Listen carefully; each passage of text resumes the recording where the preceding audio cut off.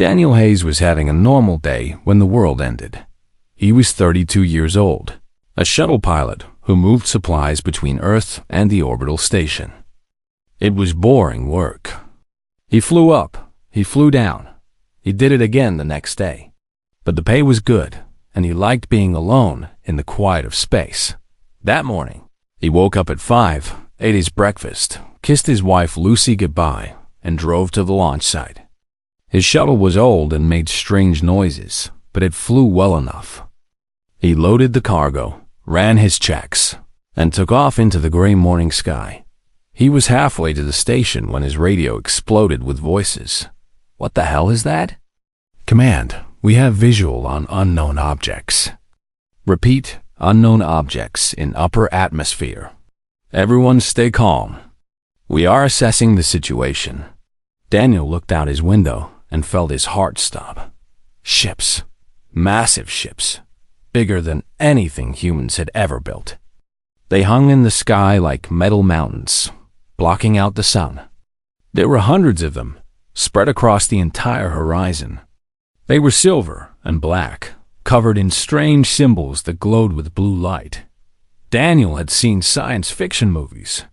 He knew what this meant. Earth was not alone in the universe.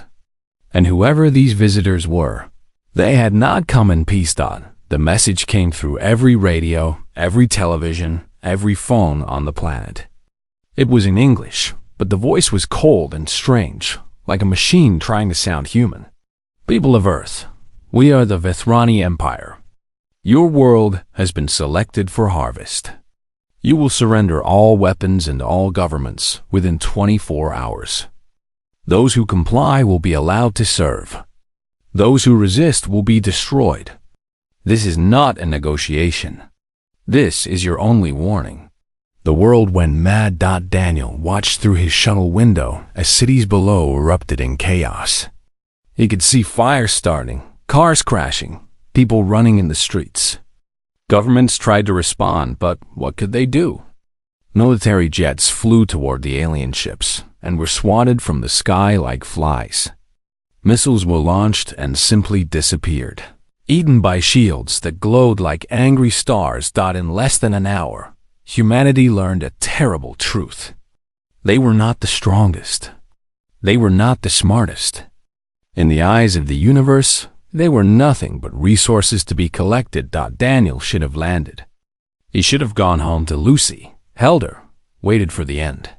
But something kept him flying. Maybe it was shock. Maybe it was the fact that he did not know what else to do. Then he saw the fire. One of the alien ships, the biggest one, was burning. Something had gone wrong inside it. He could see explosions ripping through its hull, flames shooting into the void. The ship was falling, tumbling toward the Pacific Ocean. And it was falling fast. His radio crackled with alien voices now, desperate and afraid. Even without understanding their language, he knew what they were saying. "Help us. Please help us." Daniel Hayes made a choice in that moment. He did not think about it. He did not weigh the options. He simply turned his shuttle toward the burning ship and flew. The heat was terrible. His shuttle screamed in protest, warning lights flashing everywhere. The alien ship was breaking apart around him, pieces of metal the size of buildings spinning through space. Any one of them could crush him like a bug. He found a hole in the hull and flew inside. What he saw made him sick. Bodies floated in the smoke, aliens with silver skin and large eyes. Some were dead. Some were dying. But some were still alive, pressing themselves against walls, screaming in fear. They were not soldiers. Daniel could see that immediately. They wore simple clothes, not armor. Many of them were small. Children. There were alien children in this ship, crying for their parents. Daniel opened his cargo door. He did not know if they would understand. He did not know if they would trust him. But he waved his arms and pointed, trying to show them safety. An alien woman, badly burned, pushed a small girl toward him. The girl had silver skin and eyes that looked like galaxies, full of stars. She was terrified, shaking so hard she could barely stand. Daniel caught her, lifted her into his shuttle, and strapped her into a seat. Then he went back for more. He made 17 trips into that burning ship. 17 times, he flew through fire and smoke and death. His shuttle was never built for this. By the 10th trip, half his systems were failing. By the 15th, he was flying on nothing but willpower and prayer. But he kept going. He saved 312 Vethrani that day. Men, women, children. Soldiers, civilians, it did not matter. If they could fit in his shuttle, he took them. If they were too hurt to move, he carried them himself. The small girl with galaxy eyes never left his side. She clung to his arm with a grip stronger than her small body should have allowed. Even when the rescue crews arrived, even when her own people tried to take her, she would not let go of Daniel Hayes. Her name, he would later learn, was Kira. She was 7 years old in human years. And she was the only daughter of High Commander Th.HFY, the leader of the invasion fleet. The man who had come to enslave humanity. When Daniel's shuttle finally died, crashing into the ocean with its last load of survivors, rescue boats pulled him from the water. He was burned, exhausted, barely conscious. But he was alive, and so was everyone he had saved. The news spread across Earth like wildfire. A human pilot had flown into an alien ship. A human pilot had saved alien lives. Not soldiers, not special forces, just a shuttle pilot named Daniel Hayes, who saw people in trouble and decided to help. The Vethrani did not know what to make of it. Their entire civilization was built on the idea that the strong conquered the weak. They had destroyed 1,000 worlds, harvested 100 species. Never, in all their history, had a conquered people shown them kindness. And now this. Now a human, a member of the species they had come to enslave, had risked his life to save them, had walked through fire for them, had held their children in his arms and carried them to safety. High Commander Th.HFY stood on his command ship, watching the footage of Daniel's rescue. His daughter was safe, treated by human doctors who asked for nothing in return. They had even given her candy, something called chocolate, which she now demanded constantly. Th.HFY had planned to destroy this world. He had planned to take its people as slaves, its resources as fuel for the endless Vethrani expansion. It was what they had always done. It was what they would always do. But now, staring at the image of a burned and broken human lifting an alien child to safety, he was not so sure. What kind of species was this? What kind of people saved their enemies? The invasion was put on hold. Not cancelled, not yet, but paused, while the Vethrani tried to understand the impossible thing that had happened. And Daniel Hayes, shuttle pilot, cargo hauler, ordinary man, slept in a hospital bed and dreamed of fire. He did not know it yet, but he had just changed the history of 2 civilizations. Everything that would come next, all the wars and alliances and revolutions, all of it started here. With one man, one choice, and the little girl with galaxy eyes who refused to let go. 3 days after the rescue, Daniel Hayes woke up in a hospital bed. His hands were wrapped in bandages. His lungs burned with every breath. The doctors told him he had second-degree burns over 40% of his body, smoke damage to his lungs, and 3 cracked ribs. They also told him he was lucky to be alive. Daniel did not feel lucky. He felt tired. Lucy sat beside his bed, holding his bandaged hand. She had been crying, he could tell, but she was trying to hide it. That was Lucy, always strong, even when she was falling apart inside. "You're an idiot," she said softly. "I know. You could have died. I know. But I'm proud of you." She squeezed his hand, and he saw the tears she could no longer hold back. "The whole world is proud of you."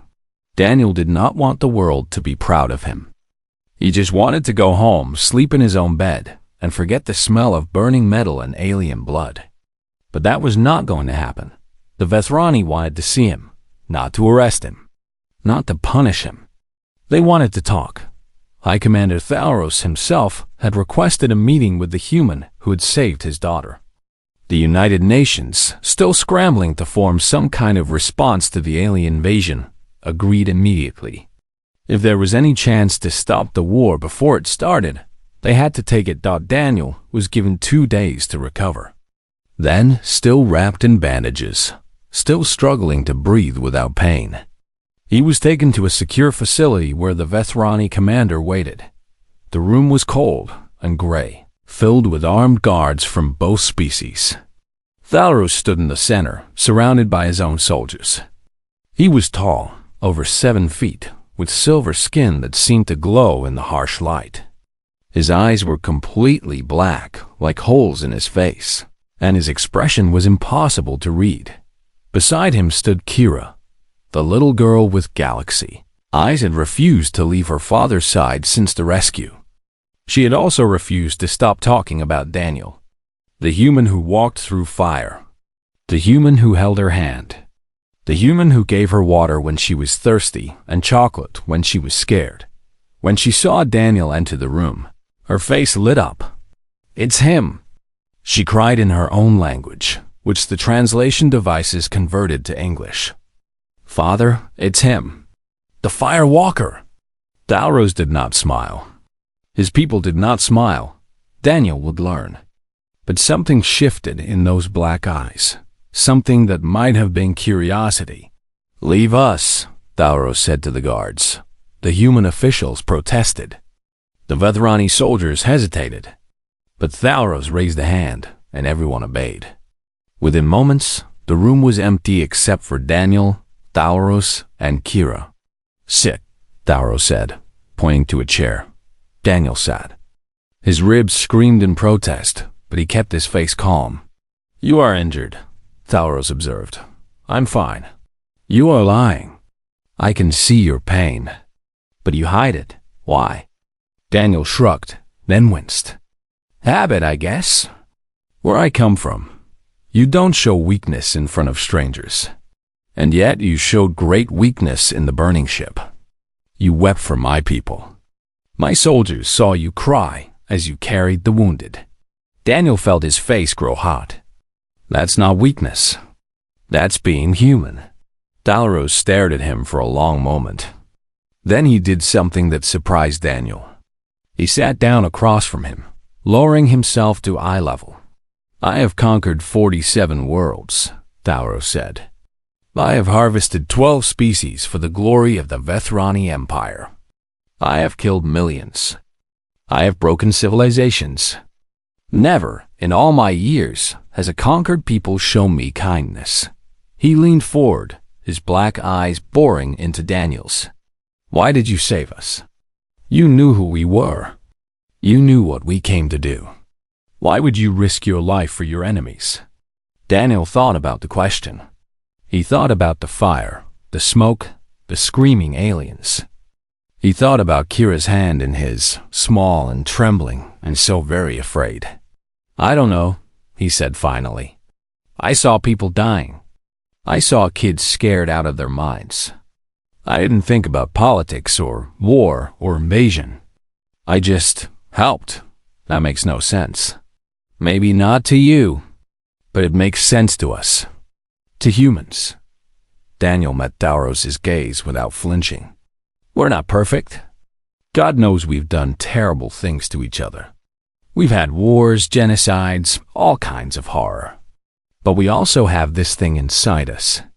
This need to help. Even when it's stupid. Even when it hurts. Even when the person we're helping is our enemy. Why? Because that's what makes us human. That's what separates us from animals. We can look at someone who wants to destroy us and still see a person worth saving. We can hate what someone does and still care if they live or die." Kira had been listening quietly, her galaxy eyes moving between her father and Daniel. Now she walked over and stood beside Daniel's chair. "He's warm," she said softly. "When he carried me, he was warm. The Th.HFY are cold. We are always cold. But he was warm. Talros watched his daughter with something that might have been wonder. "She has not let anyone touch her since your rescue," he said. "She screams when the doctors come near. She bites the nurses. But she asks for you every day. She calls you the Firewalker and demands to know when you will visit." Daniel looked down at Kira. She was staring at him with complete trust, complete faith. He had known her for less than a day, had spoken to her only in gestures and half words. But she believed in him absolutely. It was terrifying. It was beautiful. "I have a niece," Daniel said quietly. "About her age. Her name is Molly. When I was in that ship, carrying your daughter through the fire, I kept thinking about Molly. I kept thinking, what if it was her? What if she was alone and scared and nobody would help her?" He looked up at Thalros. "Your daughter is someone's Molly. Every person on that ship was someone's family, someone's friend. I couldn't let them die. I couldn't." Thalros was silent for a long time. The room was so quiet that Daniel could hear his own heartbeat, fast and unsteady. "My people believe that mercy is weakness," Thalros said finally. "We believe that compassion is a flaw, something to be eliminated through breeding and training. For 10,000 years, we have conquered because we feel nothing for our enemies. We harvest without guilt. We destroy without regret." He paused, and Daniel saw something shift in those black eyes. Something that looked almost like pain. "But my daughter is alive because of your weakness. My daughter breathes because of your flaw. And I find that I cannot dismiss this. I find that I cannot understand it, but I also cannot ignore it." He stood, and Daniel stood with him. "The invasion will not proceed," Thalros said. "Not today. Not until I understand what you are." Daniel felt relief wash over him, so powerful that his knees almost buckled. "What happens now? Now we talk. Not as conqueror and conquered. Not as enemies. But as... I do not know. We have no word for this." Thalros looked down at his daughter, who had taken Daniel's bandaged hand in her small silver fingers. "Perhaps we will have to learn one." Kira smiled up at Daniel. "Will you come visit me?" she asked. "Father says we are staying on your world for now. Will you come and tell me stories? Human stories?" Daniel knelt down, ignoring the pain in his ribs. "Yeah, kid. I'll come visit. I'll tell you all the stories you want." Kira threw her arms around his neck and hugged him tight. "And High Commander Thalros, conqueror of worlds, harvester of species," watched a human comfort his daughter and felt something he had never felt before. Maybe, he thought. Maybe there was another way. Maybe the Vethrani had been wrong for 10,000 years. Maybe mercy was not weakness at all. The galaxy would never be the same.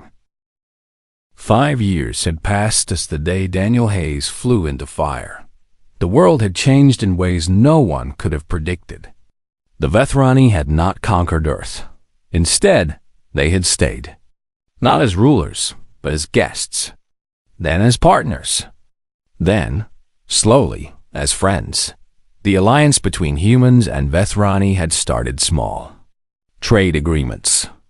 Scientific exchanges. Cultural programs that let young people from both species live and learn together. Daniel Hayes, the man who had started it all, was made ambassador. He had tried to refuse. He was just a pilot, he said. He knew nothing about politics. But High Commander Thalros had insisted. "My daughter trusts you," he said. "My people fear you. That makes you perfect." And so Daniel Hayes, shuttle pilot, became Daniel Hayes. Voice of humanity. The galaxy watched with growing alarm. Far beyond Earth. In the cold spaces between stars, other species had built their own civilization. They called themselves the Collective. 12 different races bound together by trade and mutual protection. For centuries, they had controlled the galaxy. They had watched the Vethrani Empire expand, had stayed out of their way, had thanked their gods that the Vethrani had not turned their hunger toward them. But now something strange was happening. The Vethrani had stopped conquering. They had formed an alliance with a primitive species from a backwater planet. And that alliance was growing stronger every day. High Chancellor Vorn of the Collective called an emergency meeting of all 12 species. "This is unacceptable," he said, his voice echoing through the massive chamber. Vorn was a Kethany, a species that looked like earth insects grown to human size. His compound eyes glittered with anger. The Vethrani were dangerous before. Now they have human technology, human numbers, human creativity. They are becoming unstoppable. "Perhaps we should welcome this change," suggested Ambassador Nell of the Moravi.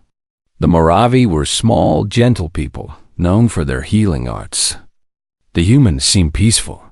Their alliance with the Vethrani has ended the harvesting. Is that not a good thing? A good thing? Vorn laughed, a harsh sound like breaking glass. "You are naive, Ambassador. Humans are not peaceful. Our observers have studied their history. They have spent their entire existence killing each other. Wars, genocides, nuclear weapons. They are the most violent species we have ever encountered. And yet they showed mercy to the Vethrani," Nell said softly. "They saved their enemies. How do you explain that?" Vorn had no answer. That was the problem. Humans made no sense. The Collective had rigid rules for how civilizations worked. The strong dominated the weak. Alliances were temporary, based on mutual benefit. Compassion was a tool, something you showed to gain advantage, not something you actually felt. But humans were different. They seemed to actually believe in kindness. They seemed to genuinely care about other species, even species they had never met. And that belief, that caring, was spreading in the 5 years since the alliance formed. Humans had changed the galaxy. When the Moravi homeworld suffered a terrible plague, human doctors traveled across the stars to help. They asked for nothing in return. They worked without rest, sleeping in their ships, eating barely enough to survive. And when they finally found a cure, they gave it away for free. Why? Ambassador Nell had asked the human medical team leader. You could have demanded payment. You could have asked for anything. The team leader, a woman named Clara Grant, had looked confused by the question. "Because you needed help," she said. "Because people were dying. What else would we do?" The Moravi had never forgotten. They were one of the first collective members to open trade relations with Earth. When the Th.HFY mining colonies were attacked by raiders, human soldiers volunteered to help defend them. Not conquering soldiers, not invaders looking for resources. Just men and women who heard about people in trouble and wanted to help. They fought beside the Th.HFY, bled beside them, died beside them. And when the raiders were finally driven away, the humans helped rebuild what had been destroyed. "You could have taken our mines," the Th.HFY elder had said. "You could have demanded tribute. Why did you just leave?" The human commander, a man named Victor Cole, had shrugged. "They're your mines," he said. "We were just helping out." The Th.HFY began sending their young people to Earth to study at human universities and learn human ways, one by one. Species that had been loyal to the Collective for centuries started looking at Earth differently. The humans had something the Collective lacked. They had heart. They had soul. They had the strange, irrational belief that helping others was its own reward. And at the center of it all was Daniel Hayes. He traveled constantly now, visiting colony worlds and alien homeworlds, speaking to whoever would listen. He told the same story everywhere. A little girl with galaxy eyes. A burning ship. A choice made without thinking. "I'm not a hero," he would say. "I'm just a guy who did what anyone would do. What humans have always done. We help, even when it's hard. Even when it hurts." even when the people we're helping are supposed to be our enemies. That's who we are. The message spread. Diplomats started requesting meetings with Th.HFY. Scientists wanted to study human psychology. Artists wanted to capture human emotions in their work. Everywhere humans went, they left change behind. High Chancellor Vorn watched this spread like a virus through the galaxy. He saw the collective weakening, its members drifting toward this new alliance. He saw the careful order of centuries crumbling. We must act, he told the council. We must destroy this threat before it destroys us. Destroy? Ambassador Nell stood, her gentle face twisted with anger. You want to destroy them because they are kind? Because they help others? I want to destroy them because they are dangerous, Warren hissed. Not their weapons, not their ships, their ideas, their beliefs.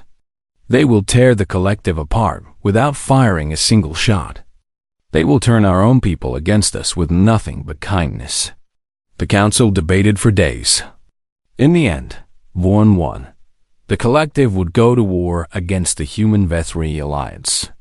They would strike fast, strike hard, and destroy this threat to galactic order forever. But they made one mistake. They underestimated what 5 years of alliance had created. They underestimated what humans could do when they had friends worth fighting for. And they underestimated Th.HFY. When collective spies tried to assassinate him, they found his home surrounded by Th.HFY warriors who had sworn to protect him. When they tried to poison him, Moravi healers saved his life. When they tried to turn public opinion against him, Chelf miners and Th.HFY citizens and a dozen other species stood up to defend his name. They're trying to kill you, Lucy told him one night, her voice shaking with fear. Daniel, we should run.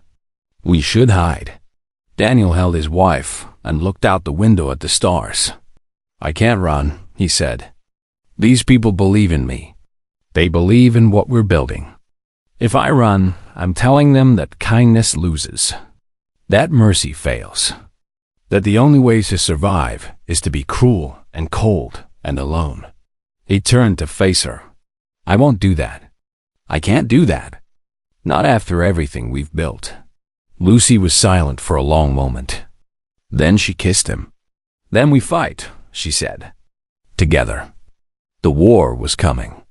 Th.HFY could feel it in his bones. But for the first time in his life, he was not afraid. He had something the collective would never understand. He had family. Not just Lucy, not just his blood relatives. He had a galaxy full of people who believed that kindness was worth fighting for, and they would not go down without a fight. The collective fleet arrived at Proxima Centauri on a Tuesday morning. Proxima was humanity's first major colony, a world of blue oceans and green forests that humans had spent 30 years building into a home. 3 million people lived there now. Families who had crossed the stars to build a new future. Children who had never seen Earth. Who knew nothing but the purple sky and double moons of their adopted world. The collective came to burn it all. 2,000 warships dropped out of hyperspace in perfect formation. High Chancellor Vorn commanded from the bridge of his flagship, a massive vessel called the Eternal Order. He had spent months planning this attack. Destroy Proxima, he believed, and human morale would shatter. The alliance would fall apart. The galaxy would return to the way it had always been. Begin the bombardment, he ordered. Leave no survivors. But when his weapons officers tried to fire, alarms screamed across every ship in the fleet. More vessels were appearing. Not human ships. Not just Th.HFY ships. Ships from a dozen different species. Ships that had never fought together before. Ships that should have been enemies. Th.HFY dreadnoughts, their hulls painted with the symbol of the Alliance. Moravi medical frigates, converted into combat support vessels. Chelf heavy cruisers, their mining lasers modified into devastating weapons. Even ships from species that had never left their home systems before. Small and poorly armed, but fierce with determination, the Alliance had come, and at the center of the defensive fleet, broadcasting on all frequencies so everyone could hear, stood Daniel Hayes. Collective Fleet. This is Ambassador Daniel Hayes of the Human Vethrani Alliance.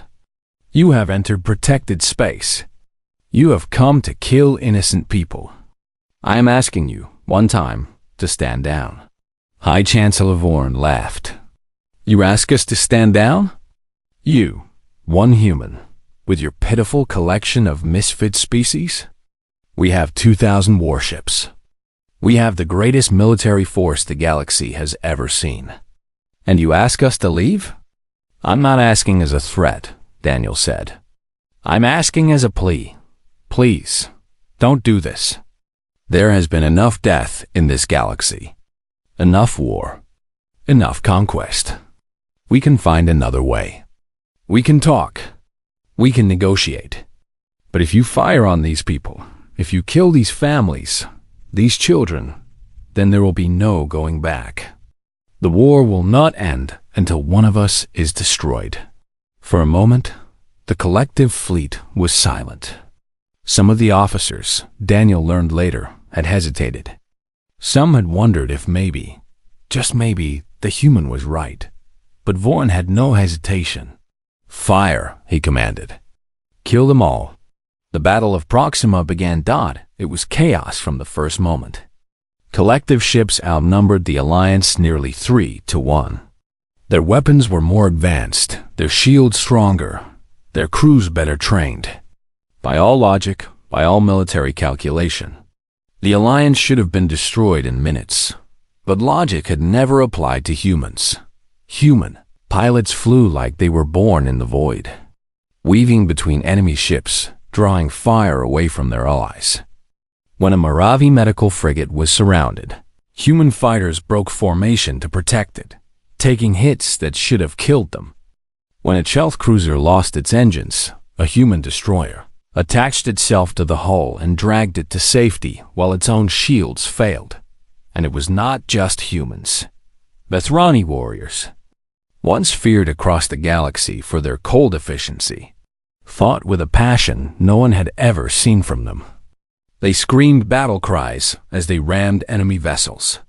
They laughed as they died, knowing they were protecting something worth protecting.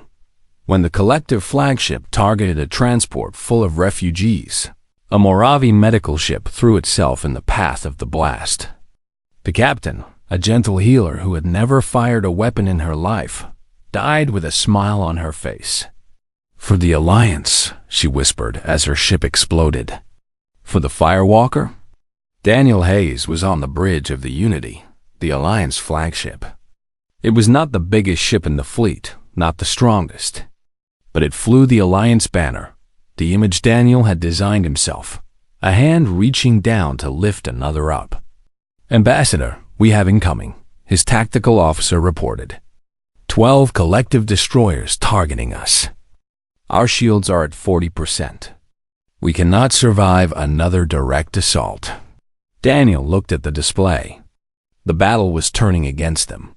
For every collective ship they destroyed, 3 more took its place. The Alliance fleet was bleeding, dying, but still fighting. Get me High Commander Th.HFY, Daniel said. Th.HFY's face appeared on the screen. The old Vethrani was on his own ship, leading his warriors into the thickest fighting. Silver blood streaked his face from a wound on his forehead, but his black eyes burned with fury. Ambassador, Th.HFY said, you should retreat. We can hold them long enough for you to escape. I'm not going anywhere. Daniel. Th.HFY used his first name, something he rarely did.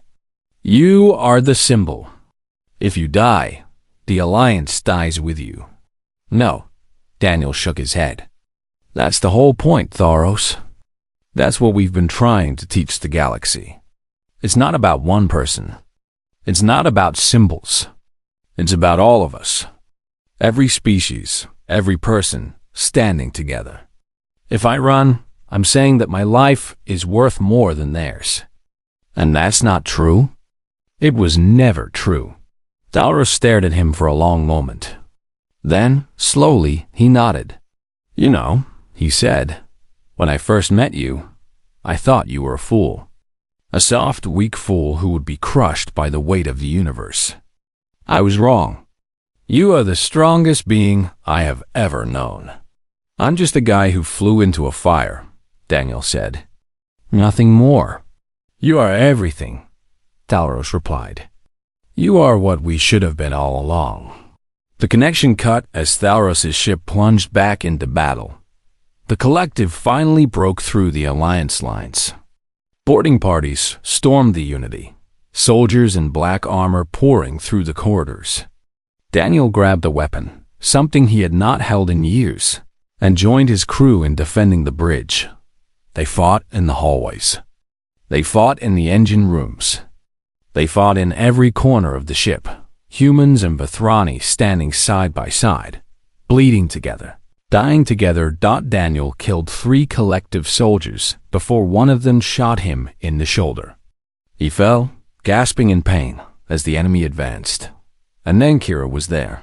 She was 22 now, no longer the scared child he had pulled from a burning ship. She wore Vethrani armor and carried a blade that had belonged to her grandfather. She moved like water, like wind, cutting through the enemy with a grace that took Daniel's breath away. "Stay down, old man," she said, grinning at him with her galaxy eyes. "I've got this." By the time reinforcements arrived, Kira had killed 7 soldiers and was standing over Daniel's body, daring anyone else to approach. "You saved me once," she said as medics rushed in to treat his wound. "Now we are even." The battle lasted 18 hours. In the end, the collective retreated. Not defeated, not completely, but broken. They had lost nearly half their fleet. They had lost High Chancellor Vorn, whose flagship was destroyed by a suicide run from 3 Chelf cruisers whose crews knew they would die, but went anyway. The Alliance had won, but the cost was terrible. Hundreds of ships destroyed. Thousands of lives lost. The Unity itself was barely holding together, its hull torn open in a dozen places. Its crew reduced to half. Daniel Hayes stood on the bridge, his arm in a sling, watching the collective retreat. "Ambassador," his communications officer said, "we're receiving transmissions from across the galaxy. Everyone is calling. Everyone wants to talk." Daniel nodded tiredly. "Tell them to wait," he said. "Tell them we'll talk when we're ready. Right now, I need to check on my people." He walked through the broken ship, stopping at every injured crew member, every tired soldier. He thanked them. He held their hands. He cried with them, because that was what humans did. That was what made them human. And somewhere, in the cold space between stars, the galaxy began to understand. The collective had brought war. The Alliance had brought something stronger. They had brought family. 20 years had passed since Daniel Hayes flew into a burning ship. His hair was gray now. His hands were scarred and spotted with age. The wound in his shoulder had never healed quite right, leaving him with a permanent ache that grew worse in cold weather. But his eyes were still sharp, still full of the quiet determination that had defined him all his life. The galaxy had changed. The collective had collapsed 3 years after the Battle of Proxima. It had not been destroyed by war, but by something far more powerful. Hope. One by one, collective species had broken away, inspired by the Alliance, drawn to the idea that there was another way to live. By the time the last collective council met, there were only 4 members left, and they voted to dissolve the organization that had ruled the galaxy for centuries. In its place, something new had grown. The Galactic Assembly, 40 species strong, built on principles that would have seemed impossible a generation ago. Cooperation instead of conquest. Compassion instead of cruelty. Mercy instead of massacre. And at the heart of it all, the symbol that Daniel Hayes had created. A hand reaching down to lift another up. Today was the 20th anniversary of the rescue.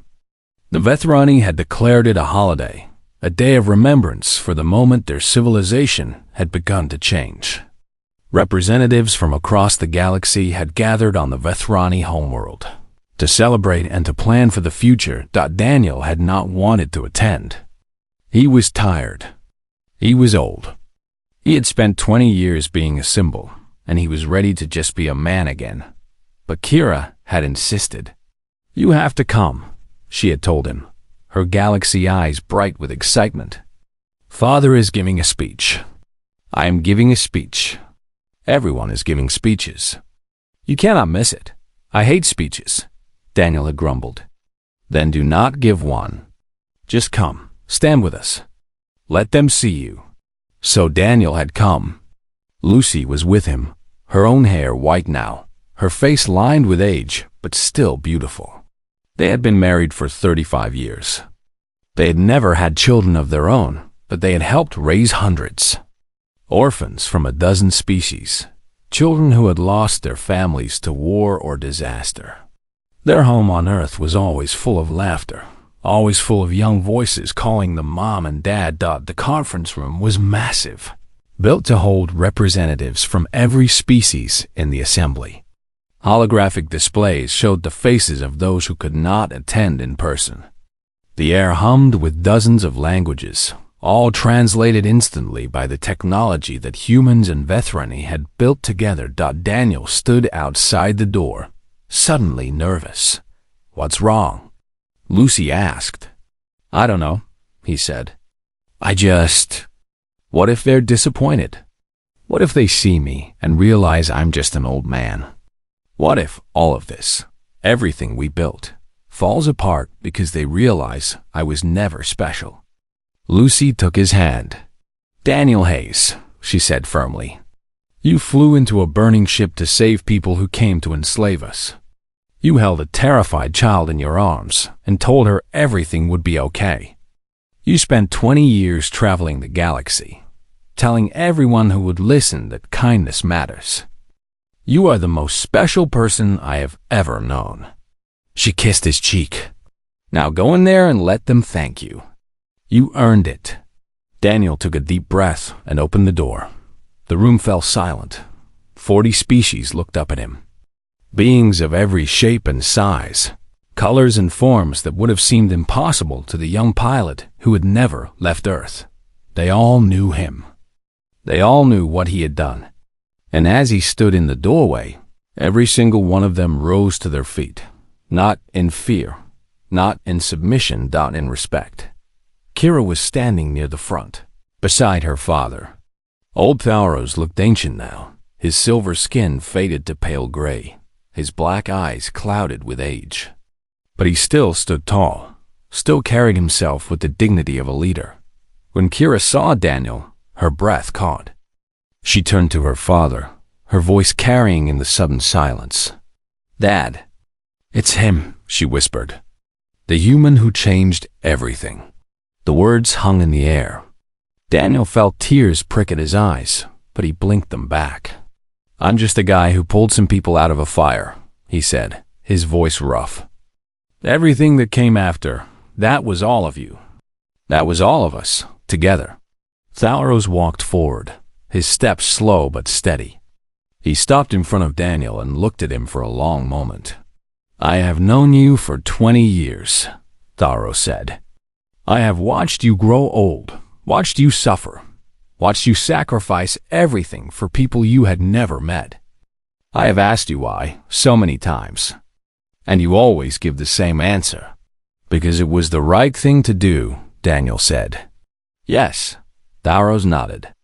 "Because it was the right thing to do." Such a simple answer. Such an impossible answer. My people conquered for 10,000 years because we believed that strength was all that mattered. We believed that mercy was weakness, that compassion was a flaw. We were wrong. He reached out and took Daniel's hand in the Vethrani gesture of brotherhood. "You showed us what true strength looks like. Not the strength to destroy, but the strength to save. Not the power to conquer, but the courage to forgive. You changed everything, Th.HFY. You changed the Vethrani. You changed the galaxy. You changed me. Daniel looked at his old friend, at the alien who had come to enslave his world and had become his brother instead. I didn't change anyone, Daniel said softly. I just reminded people of what they already knew. Deep down, every species in this room knows that kindness is better than cruelty. That love is stronger than hate. That helping each other is the only way any of us survive. I didn't teach you that. I just showed you that it was possible. Kira stepped forward, her galaxy eyes shining with tears. You held my hand in the fire, she said. You told me not to be afraid. You were burned and bleeding, and you could barely breathe, but you smiled at me and told me everything would be okay. I was 7 years old, and I believed you. I have believed you every day since. She hugged him, the small child he had saved, now a grown woman, a leader in her own right. Thank you, she whispered, for everything. The conference began. Speeches were given. Plans were made. The future of the galaxy was discussed and debated and shaped by 40 species who had learned, slowly and painfully, how to work together. And Daniel Hayes sat in the back, holding Lucy's hand, watching it all. He was tired. He was old. He had given everything he had to this dream of a better galaxy. But looking around that room, seeing humans and Vethrani and Moravi and Chelf and 100 other species, talking and laughing and disagreeing and compromising, he knew it had been worth it. Every burn, every scar, every sleepless night and impossible day, every moment of doubt and fear and exhaustion, worth it, because the galaxy had changed. Not through war, not through conquest, but through the simple, impossible belief that kindness mattered. That mercy was strength. That helping each other was not weakness, but the greatest power in the universe. That night, Daniel and Lucy sat on the balcony of their guest quarters, looking up at unfamiliar stars. Do you ever regret it? Lucy asked. Flying into that ship? Daniel thought about the question. He thought about everything he had lost, everything he had gained. He thought about the pain and the glory, the doubt and the faith. No, he said finally. I'd do it again. 1,000 times. 1,000,000 times. Because that's who I am. That's who we are, humans. The species that flies into fire to save strangers. The species that believes in kindness even when it hurts. Lucy leaned her head on his shoulder. I love you, Daniel Hayes. I love you too. Above them, the stars burned bright and cold and eternal. And somewhere out there, in the vast darkness between worlds, countless species looked toward a tiny planet called Earth and wondered, what kind of beings were these humans? What kind of people saved their enemies? What kind of civilization built its power not on conquest but on compassion? The answer was simple, the best kind. And it had all started with one man, one choice, and a little girl with galaxy eyes who refused to let go. The end.